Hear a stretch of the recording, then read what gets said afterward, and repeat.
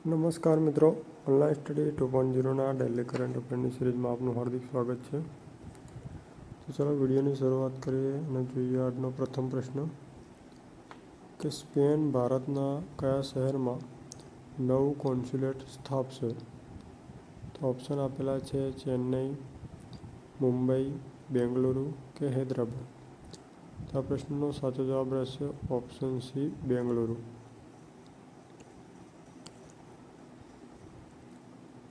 બીજો પ્રશ્ન છે તાજેતરમાં મુખ્યમંત્રી ભૂપેન્દ્ર પટેલે નીચેનામાંથી કયા શહેરમાંથી ચલો કુંભ ચલે યાત્રાનો પ્રારંભ કરાવ્યો?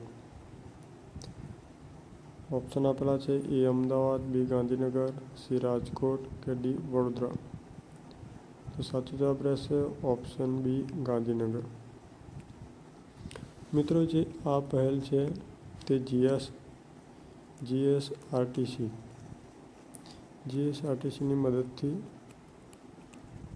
આની શરૂઆત કરવામાં આવી છે, જેમાં યાત્રીઓને કુંભ મેળામાં જવા માટે 3 દિવસ અને 4 નાઇટ એટલે કે 4 રાત્રિ 4 રાત્રિ માટે 8,100 રૂપિયા ભાડામાં પ્રતિ વ્યક્તિ આ યાત્રાનો પ્રારંભ છે, જે ભૂપેન્દ્ર પટેલ દ્વારા કરવામાં આવ્યો છે.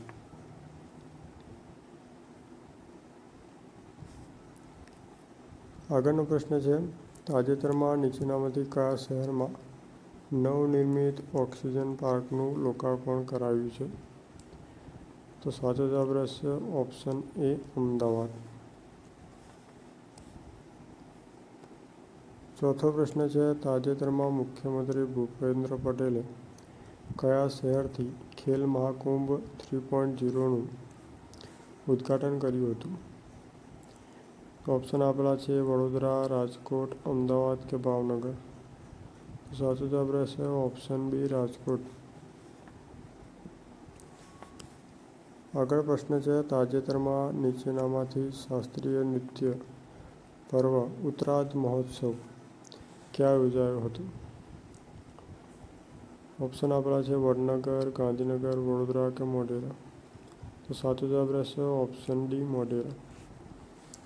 મિત્રો, જે ઉત્તરાધ મહોત્સવ છે તે દર વર્ષે ગુજરાત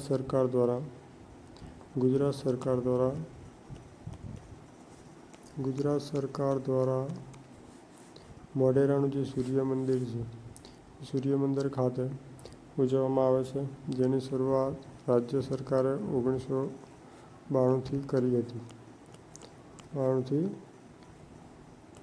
શરૂઆત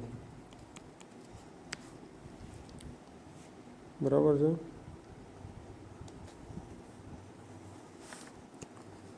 ત્યારબાદ આગળ પ્રશ્ન છે હાલમાં કયા સ્થળના પ્રખ્યાત સોદાગીર બ્લોક પ્રિન્ટને ભૌગોલિક સંકેત એટલે કે જીઆઈ ટેગનો દરજ્જો મળ્યો છે?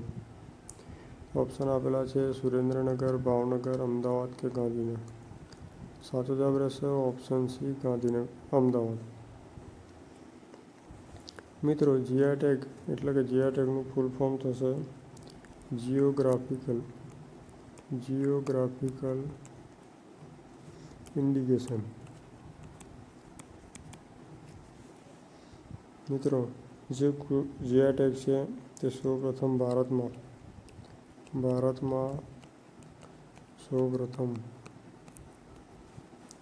દાર્જિલિંગની ચાને વર્ષ 2004માં આપવામાં આવ્યો હતો. તે ઉપરાંત મિત્રો, ભારતમાં કુલ 300થી પણ વધુ જીઆઈ ટેગની વસ્તુ આવેલી છે અને ગુજરાતમાં 27થી વધુ જીઆઈ ટેગ જે વસ્તુને મળેલા છે. પ્રશ્ન 7 તાજેતરમાં નીચેનામાંથી ગુજરાતના 32મા મુખ્ય સચિવ તરીકે કોની નિયુક્તિ કરાઈ છે? તો જવાબ રહેશે ઓપ્શન સી, પંકજ જોશી.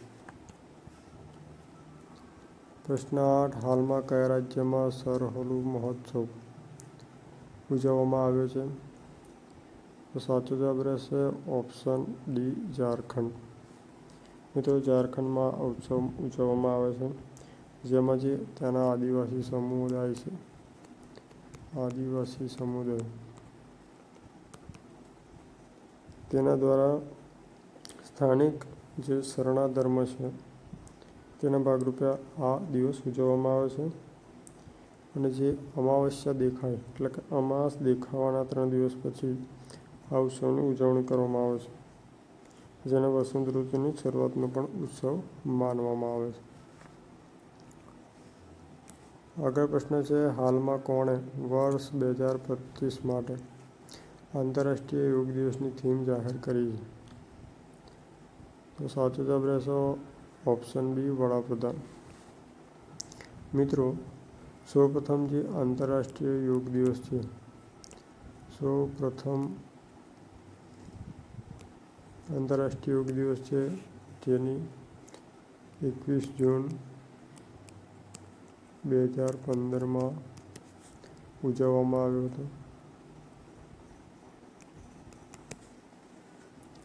જેની થીમ હતી સદ્ભાવના અને શાંતિ માટે યોગ.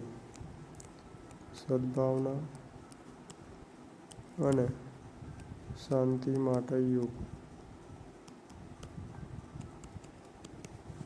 અને 2025ના જે આંતરરાષ્ટ્રીય યોગ દિવસ છે તેની થીમ છે એક પૃથ્વી અને એક સ્વાસ્થ્ય માટે યોગ. એક પૃથ્વી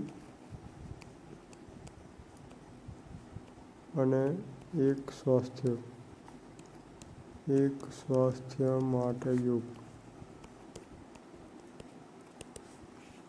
મિત્રો, જે યોગ દિવસ છે તેનો જે સુઝાવ છે 2014 સપ્ટેમ્બરમાં યુએનની જે બેઠક હતી તેમાં નરેન્દ્ર મોદી વડાપ્રધાન દ્વારા આ દિવસ ઉજવવાની સૂચન કરવામાં આવ્યું હતું.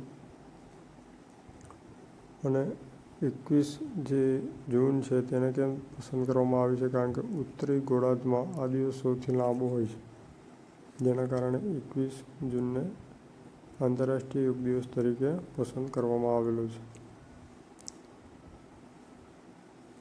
ત્યારબાદ પ્રશ્ન છે, હાલમાં કયા રાજ્ય સરકારે અંત્યોદય ગૃહ યોજનાની શરૂઆત કરી છે? સાચો જવાબ રહેશે ઓપ્શન બી ઓડિશા. મિત્રો, આ હતા આજના કરંટ અફેર્સના મહત્વના 10 પ્રશ્નો. જો તમને વિડીયો પસંદ આવ્યો હોય